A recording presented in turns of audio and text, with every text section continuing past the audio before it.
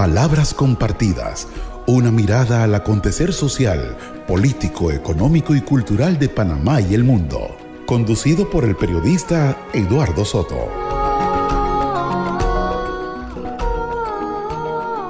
Como bien lo indica la profesora Elizabeth, vamos a presentar a los invitados de esta ponencia la figura o la presencia de Santa María la Antigua en la cultura religiosa. Son dos invitados, uno ha cruzado el Atlántico para venir hasta nosotros, lo cual agradecemos infinitamente. Se trata de la doctora Amparo Graciani García. Ella es licenciada y doctora en la Historia del Arte por la Universidad de Sevilla, donde obtuvo premios nacionales por su trayectoria académica, y su tesis sobre la participación internacional en la Exposición Iberoamericana recibió el Premio Internacional de Investigación Andalucía y América y marcó el inicio de una carrera dedicada al estudio y divulgación de este certamen. Además, su actividad académica y divulgativa se centra en dos ámbitos: la historia de la construcción y de manera especial la Exposición Iberoamericana de 1929, sobre la que ha publicado monografías, coordinado congresos internacionales, dirigido tesis doctorales y comisariado exposiciones. Es autora y editora de diversos libros en torno al certamen y dirige el programa Centenarius en la radio universitaria. Por su compromiso cultural y social, ha recibido numerosos reconocimientos, entre ellos la Medalla Ciudad de Sevilla de 2022, la Bandera de Andalucía de las Ciencias Sociales y las Letras en 2023 y el Premio de Divulgación Científica de la Universidad de Sevilla en 2024.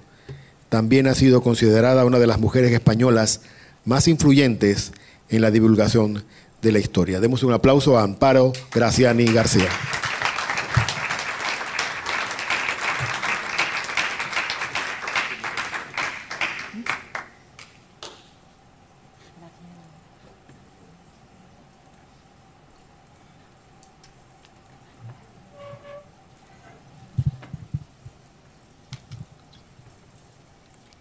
Nuestro siguiente invitado es el profesor Luis Carlos del Cid. Él es licenciado en Filosofía e Historia, es investigador, ensayista, narrador, músico y docente universitario. Tiene en su haber 3 obras: una novela llamada Revolución, escrita en el contexto del episcopado de Monseñor Marcos Gregorio Magrat; también el ensayo Magrat y la nacionalidad, y el libro filosófico Siento, luego existo. Estos libros pueden encontrarlos expuestos allí en el lobby del salón donde estamos y pueden también obtenerlos. Demos un aplauso al profesor Luis Carlos del Cid, nuestro querido Charlie.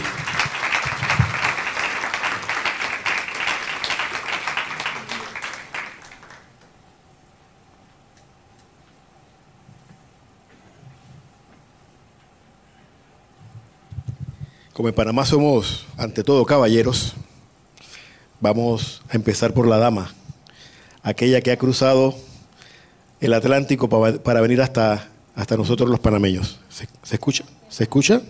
A ver, bueno, ahora sí. Sí, gracias. Doctora Amparo, quisiéramos empezar por la pregunta de rigor.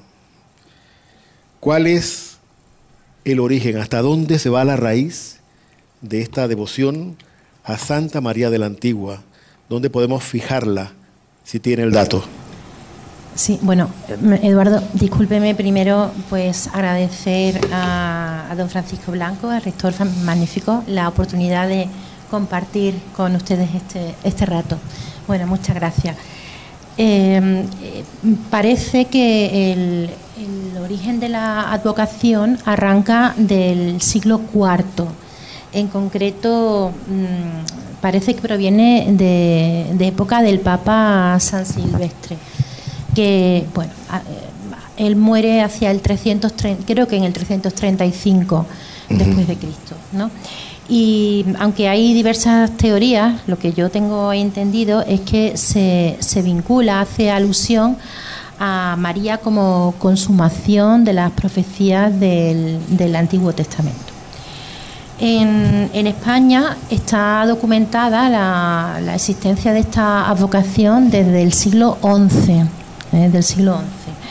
En concreto, en Castilla, los primeros testimonios de la existencia de edificios, de templos dedicados a Santa María, pues están en Valladolid, como bien sabe nuestro rector, y también en León. Por ejemplo, en León hay una iglesia que a partir del siglo XV ya no se le llama, como sucede en Valladolid, ¿no? Nuestra Señora de la Antigua, sino la Iglesia de la Antigua, exactamente igual. ¿En Valladolid? Sí, en Valladolid y en León, en ambos casos, ¿no? Entonces, a partir del siglo XI parece que la advocación se va extendiendo por toda España. Digamos que hacia el norte y hacia el sur. Entonces, hacia el norte vamos a tener una serie de tallas góticas importantes del siglo XIV, hablamos ya de 3 siglos después, en la zona de La Rioja, que está en la costa, prácticamente en la costa cantábrica. Hay 2 poblaciones donde hay un monasterio, uno se llama Cañas, el monasterio de Cañas, y otro pueblo que se llama Albeida, donde hay una iglesia dedicada a San Martín, donde dentro hay una talla gótica de la Virgen de la Antigua. Y después otro foco, aparte de La Rioja hacia el norte, es la zona de Vizcaya, donde está el pueblo de Orduña, donde hay la patrona, precisamente es la Virgen de la Antigua, y también la localidad de Guernica, que pues muchos conocerán por la pintura de Picasso, ¿no? Y hacia el sur se difunde a través de la Ruta de la Plata, que es una ruta que va en sentido norte-sur en España, desde época romana, y que pasa por Extremadura y llega a Andalucía. De modo que a través de la Ruta de la Plata, pues parece que llega a Extremadura, donde la devoción tiene mucha fuerza. En concreto, la pintura de la Virgen de la Antigua, luego veremos, tiene una donante arrodillada, como es bastante habitual, y esa donante es Leonor de Alburquerque, que era una dama castellana que tenía muchas propiedades en Extremadura. Después se casará con un rey de Aragón. Pero bueno, lo que quiero decir es que la tierra de Leonor donde tenía tantas propiedades, Leonor de Alburquerque, ya sabemos que allí había mucha devoción a la Virgen de la Antigua. Y luego hacia Sevilla. Y bueno, no nos olvidemos que, por ejemplo, Núñez de Balboa, su familia era de Jerez de los Caballeros, que es de la provincia de Badajoz, que está en Extremadura. Por tanto, o sea, los vínculos, por supuesto, de Núñez de Balboa con la Virgen de la Antigua, pues venían no solo de Sevilla, ¿no? por la importancia de la devoción en Sevilla, sino que también en sus ancestros él traía esa devoción por su padre, que era extremeño, y también porque su familia era de León, donde también la devoción estaba muy, muy extendida, o sea que le llegaba por muchos lados. Y luego llega a Sevilla. Entonces en Sevilla, la ciudad de Sevilla se reconquista, miren, en una fecha muy fácil, porque es 1248. O sea, nosotros, la leyenda de la Virgen de la Antigua, de la pintura de la Virgen de la Antigua, como nos explicó el otro día Monseñor, pues se relaciona con la reconquista de Sevilla en 1248, lo que quiere decir que, aunque el rey fue uno de los grandes propulsores, Fernando III el Santo, pero la devoción ya estaba muy arraigada en Sevilla en el siglo XIII. Bueno, luego podíamos... Sí, íbamos a hablar casualmente de Vasco Núñez de Balboa y todos aquellos que se van a arrodillar ante la Virgen antes de partir al Nuevo Mundo. ¿Qué importancia puede tener esto y cómo esta imagen y su devoción de estos españoles contribuyó a que la advocación llegara aquí a América? Sí, vamos a ver, la Virgen de la Antigua tuvo una gran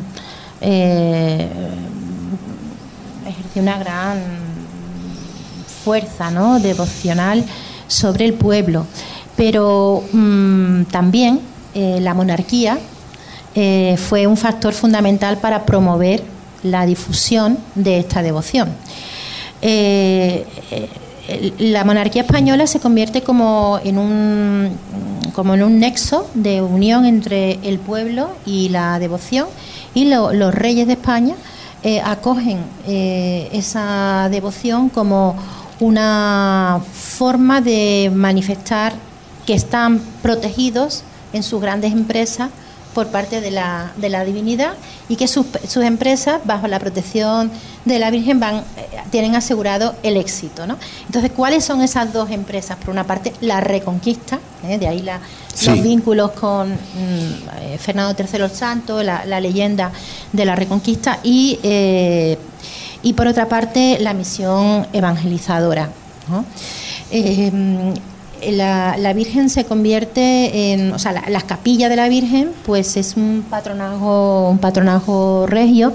También, como hablábamos el otro día, es muy importante la devoción que tiene la reina Isabel la Católica por la Virgen de la Antigua, que se manifiesta no solo en la proyección americana, sino también en la conquista de Granada, el final de la Reconquista. Y es justamente la advocación de la Antigua la que la reina Isabel promulgaba. Sí, de modo que la capilla real tiene un papel importante también de Granada, que es donde están ella y el rey su marido, el rey Fernando el Católico, enterrados. La Virgen de la Antigua también tiene un papel importante.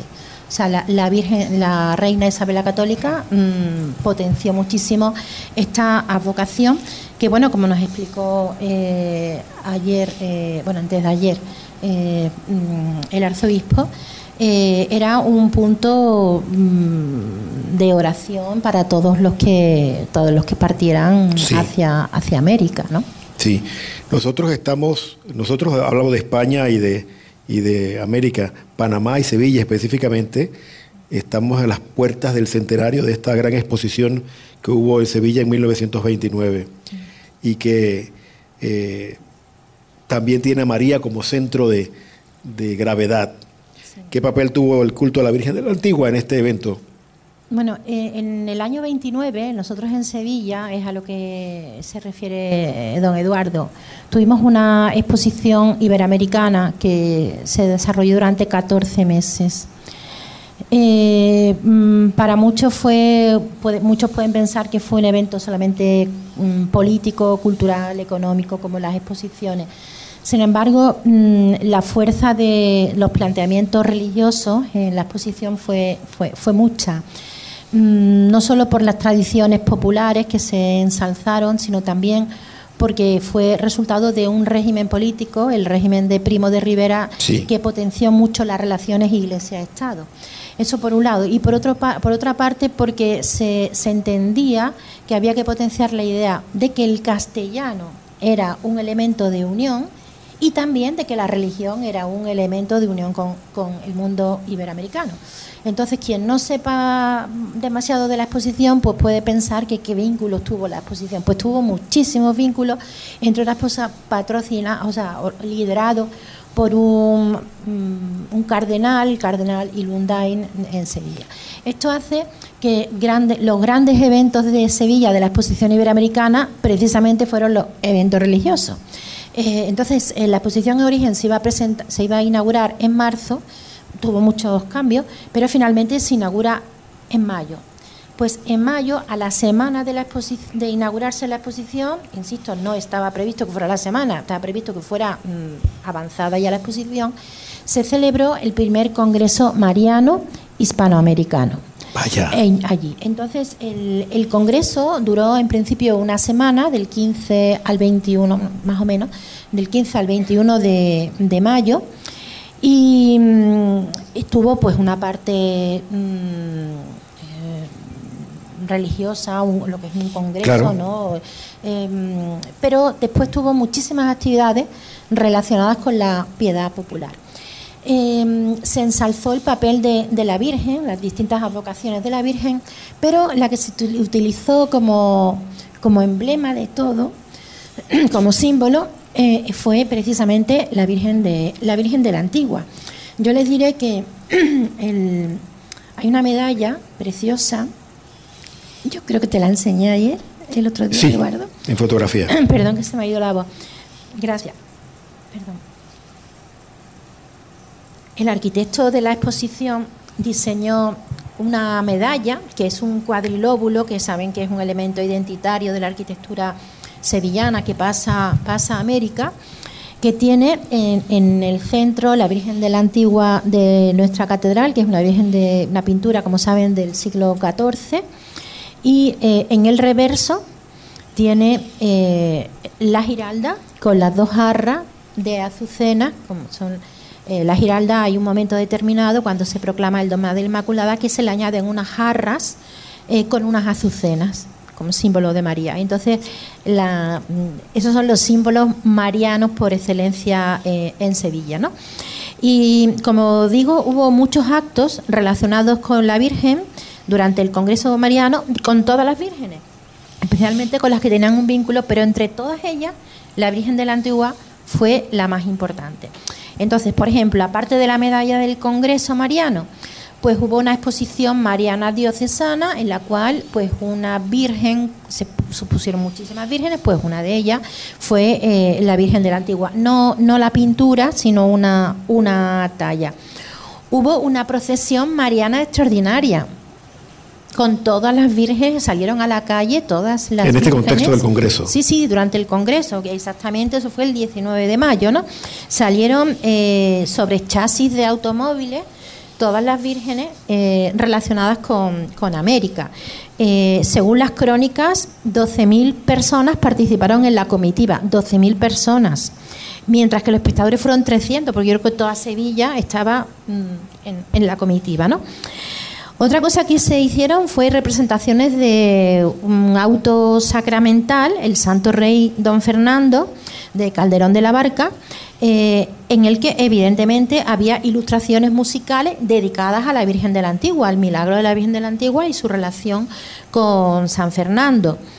Después eso fue un evento importantísimo en la exposición, lo que se llamó la Cabalgata Histórica Mariana, que representaba, eso fue el 20 de mayo de 1929, pues había 6 cuadros temáticos con personajes a caballo en su especie de pasos, ¿no? Representando escenas marianas de momentos en los que la historia de Sevilla se vincula especialmente a la Virgen María. Entonces, la carroza número 5, que estaba dedicada al descubrimiento, pues estaba protagonizada por Cristóbal Colón en 1493, en su segundo viaje, cuando antes de realizar el viaje se encomienda a la Virgen de la Antigua. Entonces aparece ese momento con todos los personajes, su hermano Bartolomé, su hijo Diego, Hernando, los asistentes de la ciudad, todos los personajes históricos que en aquel momento. Y después hubo una serie de eventos institucionales en los que siempre, si se celebraban en la catedral, pues siempre había algún evento, algún momento en el que se pasaba por la capilla de la Virgen de la Antigua. Piensen ustedes que hay 2 capillas en la Catedral de Sevilla, que una es la capilla de la Virgen de los Reyes, que también es una virgen del siglo XIV, que es la patrona de Sevilla, que también tiene lo que hace es trasladar o unir el vínculo de la realeza con la piedad popular. Entonces hay 2 capillas en las que esa presencia de la realeza, ese vínculo, pues está muy, muy presente. Entonces, también cuando había homenajes a descubridores, pues el homenaje se celebraba en la capilla de la Virgen de la Antigua, que además está toda adornada con todas las banderas de las repúblicas americanas, y está muy próxima, está en lo que se llama, bueno, en realidad es la capilla de San Pedro, pero claro, todos los conocemos como la capilla de la Virgen de la Antigua, porque está el retablo, y esa capilla está muy próxima al monumento de Colón. Entonces, cuando había un homenaje a los descubridores y se iba al monumento de Colón, por supuesto, previamente o después se pasaba por la Virgen de la Antigua para santificar ese momento. Y después, lo más importante de todo fue la coronación canónica de la Virgen. La Virgen fue coronada el 24 de noviembre de 1929 como patrona de la como patrona de la raza. En ese momento, de la raza. De la raza, sí. En ese momento que todos ustedes saben que se saltaba la raza hispánica, bueno, se saltaban todas las razas, cada país sí. se saltaba su raza, pues evidentemente el gobierno de Primo de Rivera pues potenció mucho la idea de la raza. También algunos países, como por ejemplo Argentina, también potenciaban la idea de la raza hispana y de los vínculos a través de la religión y de la lengua, esos vínculos de hermandad que existían. Entonces, hoy en día pues, nos resultaría chocante decir que la patrona de la raza, pero así fue coronada en ese momento, ¿no? Entonces hubo muchísimos actos con motivo de la coronación de la Virgen, pues hubo cultos preparatorios, se publicó una novena, un librito de una novena pues muy interesante. El mismo día 24 pues hubo una Eucaristía, una solemne procesión, una solemne misa de pontifical, la propia coronación de la Virgen, sí. En la que se le añadieron unas preselas plateadas a la pintura. Después hubo una procesión que duró unas 2 horas con un cortejo de vírgenes, de distintas vírgenes, y al final de todo ello con una custodia y al final de todo pues por supuesto iba una pintura replicando la Virgen de la Antigua. La prensa deja constancia de todo aquello, sabemos todo el recorrido cómo fue.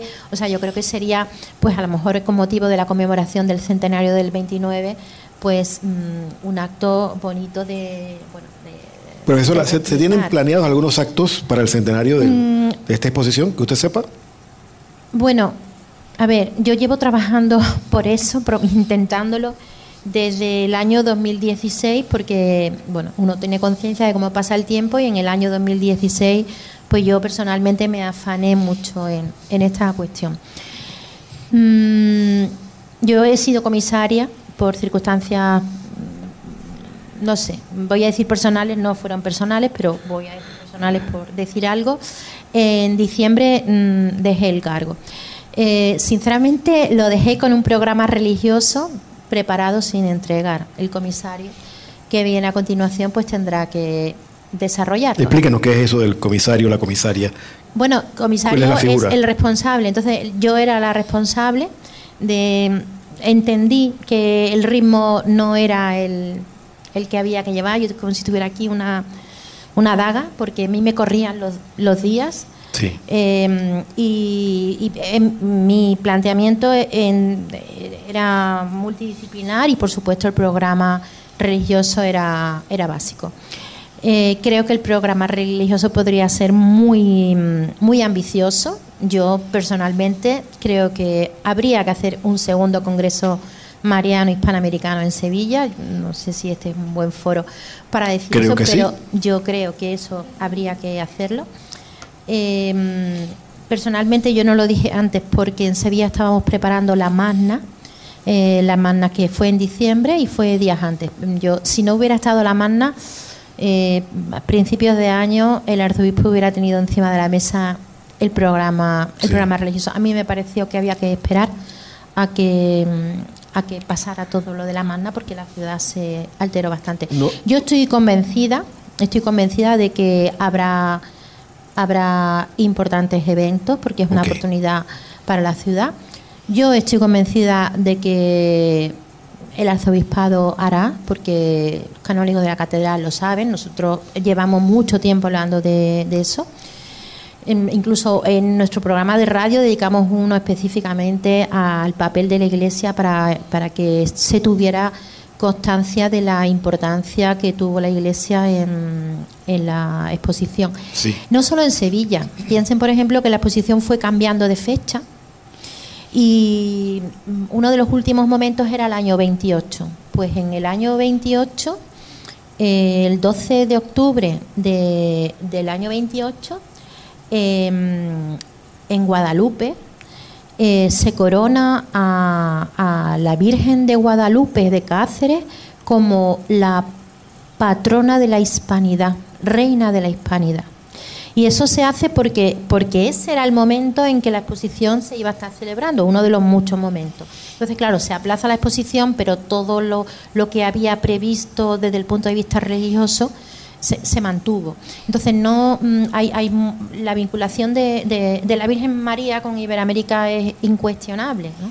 Sí. Entonces, todo aquello que en aquel momento se hizo desde el punto de vista religioso, yo creo que es una buena excusa para volverlo a replicar la conmemoración del centenario, y yo estoy convencida de que trabajarán en esa línea. Yo no le puedo decir porque yo no soy la comisaria, yo le digo que yo tenía ese proyecto y estoy segura que lo van a hacer. Sé que ha cerrado el cartapacio indicándome que tal vez ya no tenga más nada que decir. Lo he cerrado porque he hecho un gesto. Pero le tengo una pregunta final. Díganme lo que quieran. Le tengo una pregunta final. Luego de estar aquí en estas fiestas de Santa María la Antigua en Panamá, con todo lo que usted ha estudiado, la advocación y la prestancia que tiene en Sevilla, ¿qué se lleva de Panamá con este cariño que le tenemos a la Virgen de la Antigua aquí? Bueno, la verdad es que estamos pasando unos días fantásticos. Estuvimos aquí antes de ayer en el honoris causa. Ayer fue un día espectacular en la coronación, ¿no? Claro, no es la primera vez que yo estoy en un acto religioso en el mundo iberoamericano, y sé que tienen las celebraciones una alegría que no tienen nuestras celebraciones, por muchas salve rociera que cantemos, ¿no? Hombre, sí es la primera coronación que he visto. La verdad es que lo comentamos entre nosotros, ¿no? El sentimiento religioso tan profundo que vemos, la participación de las personas en la Eucaristía, la alegría, ¿no? Yo creo que para nosotros fue un momento mágico. Digo para nosotros porque lo hemos comentado, ¿no? Yo creo que son formas distintas de vivir las tradiciones, las manifestaciones de la piedad, pero es muy bonito, ¿no? Sí, sí. La verdad es que ayer vimos a más de una persona y no miro a nadie llorar, ¿no? Yo creo que igual que nosotros lloramos delante de la Virgen Macarena, ¿no? Al final, aunque digamos siempre que María es una, pero claro, las vocaciones, ¿no? Lo que supone la vocación, el vínculo de la vocación con la tierra, con los que nos han precedido, ¿no? Porque yo miro a la Macarena y veo a mi madre, o sea, veo a la Virgen como mi madre, pero es que veo a mi madre, claro. O sea, que es que realmente, ¿no? La piedad popular tiene mucho de sentimiento, no solo religioso, sino también de sentimiento familiar, de la herencia de las tradiciones. Bueno, y lo hemos vivido, lo hemos visto de otra forma, pero han sido unos días magníficos, muy contentos. Gracias a la profesora Amparo Graciani García por esta disertación. A veces uno piensa que Santa María la Antigua parece una gotita en ese mar mariano de Sevilla, donde la Macarena es la reina, ¿no? Pero nos ha demostrado que no, que Santa María la Antigua tiene un lugar, lo ha tenido a lo largo de la historia, y en el 29 se le elevó a la estratosfera, ¿no? Sí, yo hoy me acordaba mucho de una... A ver, micrófono. Aquí, sí. De una amiga que estudiaba, cuando yo era jovencita, estudiaba en la Facultad de Historia de América y se casó pronto. Y ella se quiso casar delante de la Virgen de la Antigua, ¿no? Pienso que a lo mejor no todos los sevillanos hoy conocen a la Virgen de la Antigua, ¿eh? Sí. O sea, yo estoy segura de que tuvo mucha más... hubo mucho más fervor popular hacia la Virgen de la Antigua en los siglos pasados que hoy, quizás porque no es una Virgen que salga en procesión, ¿vale? Pero para los historiadores es muy importante la Virgen de la Antigua, no solo porque iconográficamente es un modelo que se va a ir expandiendo desde el punto de vista artístico, lo que supone la Virgen, sino porque somos conscientes de que que esa capilla fue un punto de referencia en el proceso de colonización y de evangelización.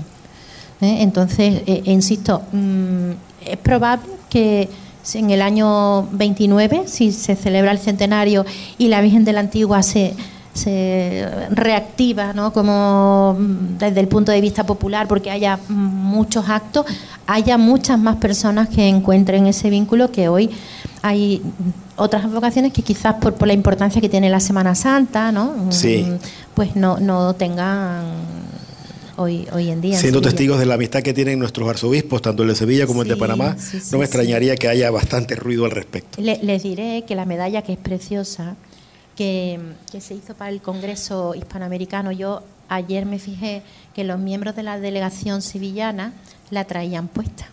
Ay. Sí, la traían puesta. Hay que buscarla por ahí, profesor, para ver qué hacemos acá. Sí.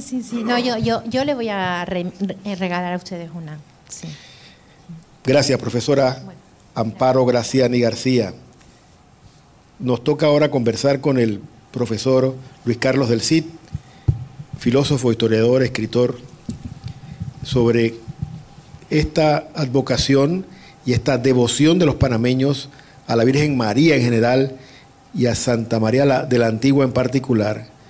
Cómo se aterriza, cómo se traduce todo esto en gestos, acciones, estilos de vida, visión del mundo y de la religiosidad. Cómo todo esto se puede conformar en un pedazo de pan que se come, ¿no?, y que se vive, profesor. Es la pregunta que le tengo. Sé que me estoy metiendo en aguas profundas, usted me invitó a hacerlo y aquí estamos. Tráiganos esto a la vida diaria. Buenas noches. Agradezco al rector y a la profesora Dolly la confianza puesta, y a la profesora. Reflexionando todo este tiempo que me invitaban a esto,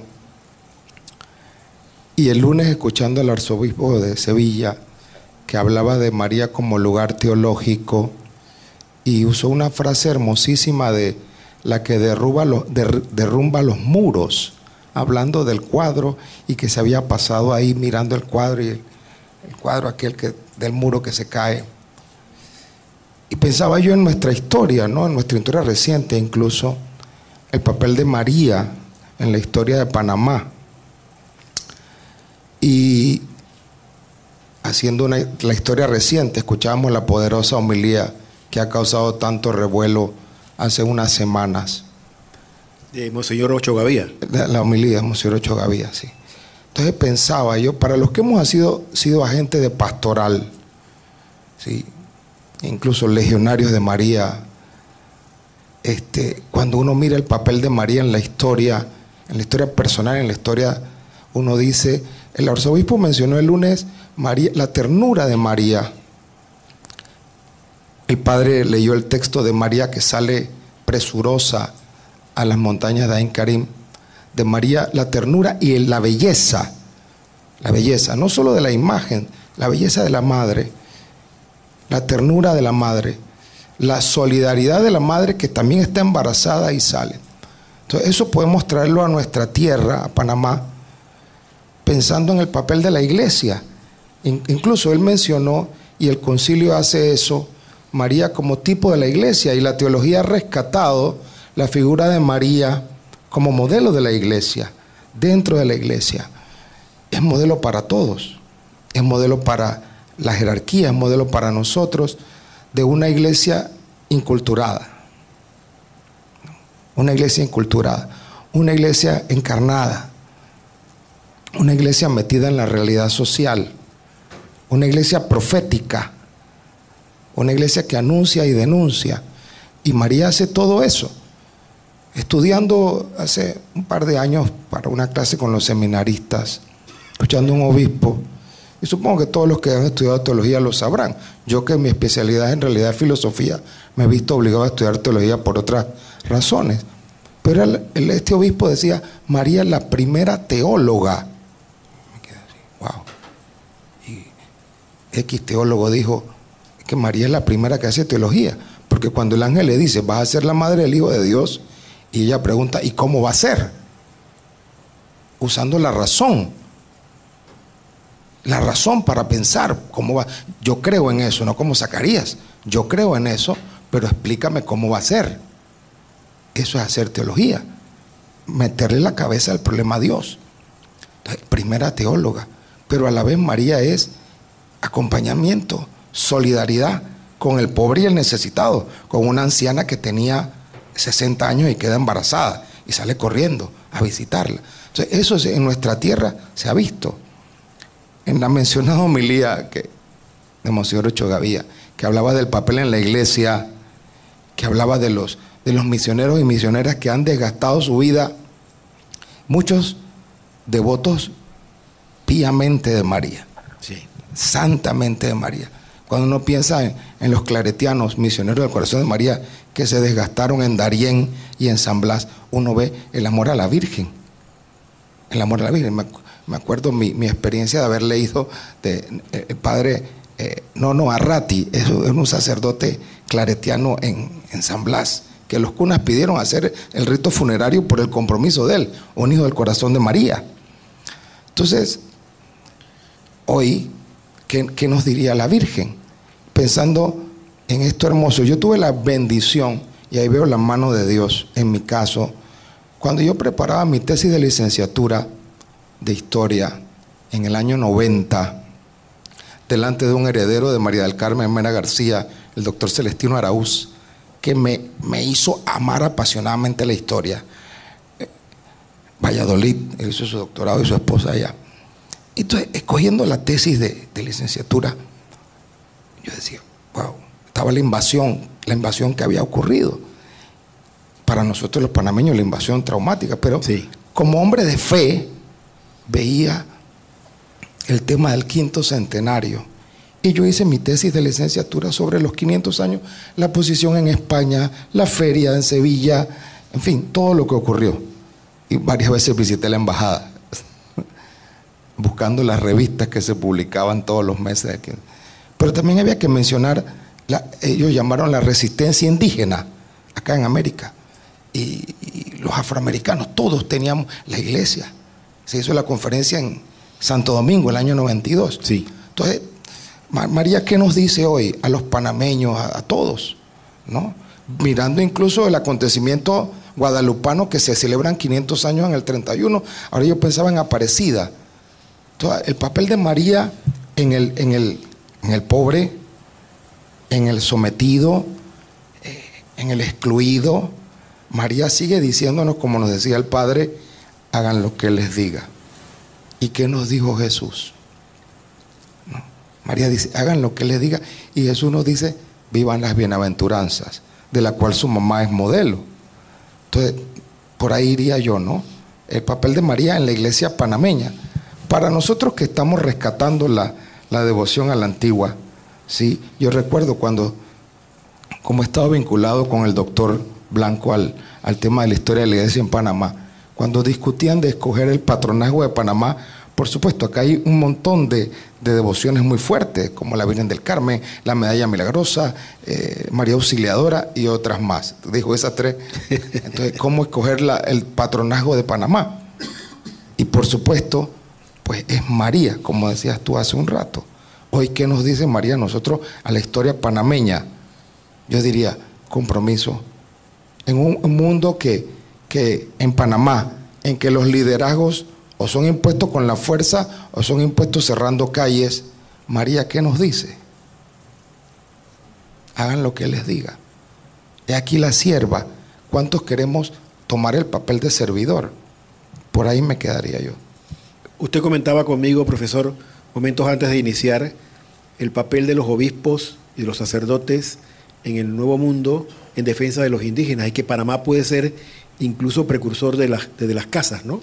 Sí, yo eso no lo había estudiado, pero el lunes que escuché al arzobispo hablar del papel de Juan de Quevedo en la denuncia de los abusos, sabemos que se cometían, sí, y se cometían, hombre, yo tuve que estudiar eso en la Universidad de Salamanca, Juan Gines de Sepúlveda y Francisco de Vitoria, un misionero dominico, discutían sobre si el indígena era un ser humano la humanidad del indígena, unos célebres debates en la Universidad de Salamanca en 1550.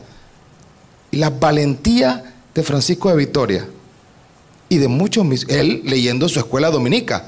Tú acabaste de mencionar, bueno, Quevedo no era dominico, pero ya había ocurrido el grito de Antonio de Montesinos, que sí era dominico en Dominicana, sí, en aquel célebre sermón de Adviento.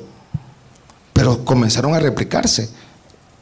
La voz de Quevedo, ahora yo no lo había estudiado, pero sí sé de un obispo en Nicaragua, Antonio Valdivieso.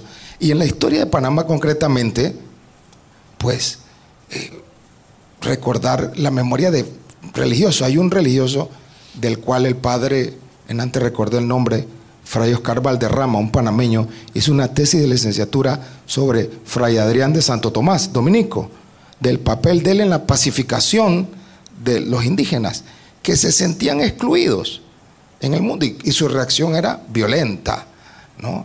Entonces el papel de María es, pensemos en las conversiones masivas que empezaron a ocurrir en México por la acción de María.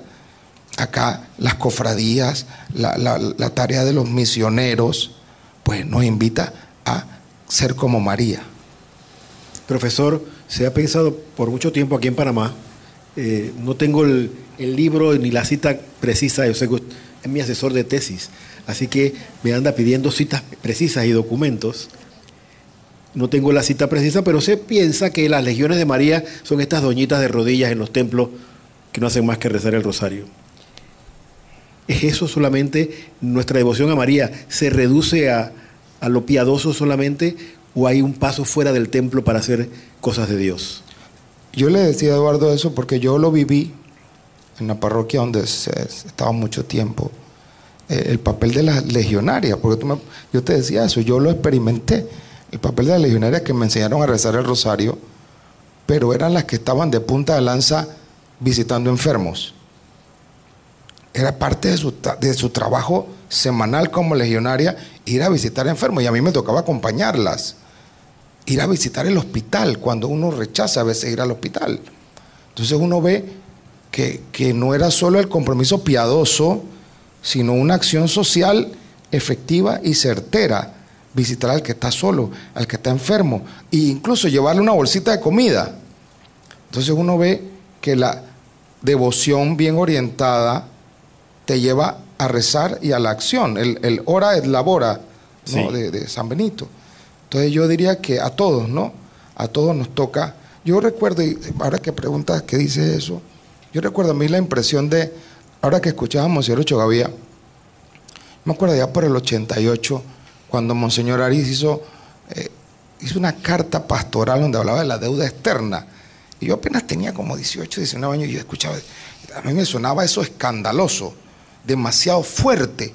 Pero cuando uno va viendo el camino de la iglesia, después uno va entendiendo, ¿no?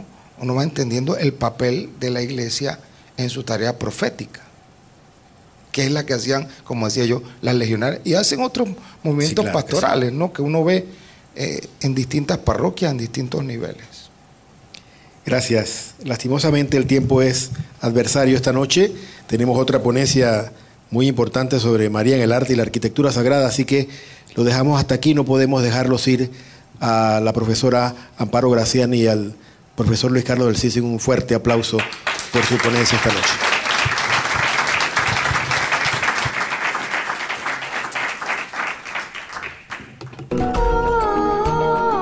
Palabras compartidas, una mirada al acontecer social, político, económico y cultural de Panamá y el mundo. Conducido por el periodista Eduardo Soto.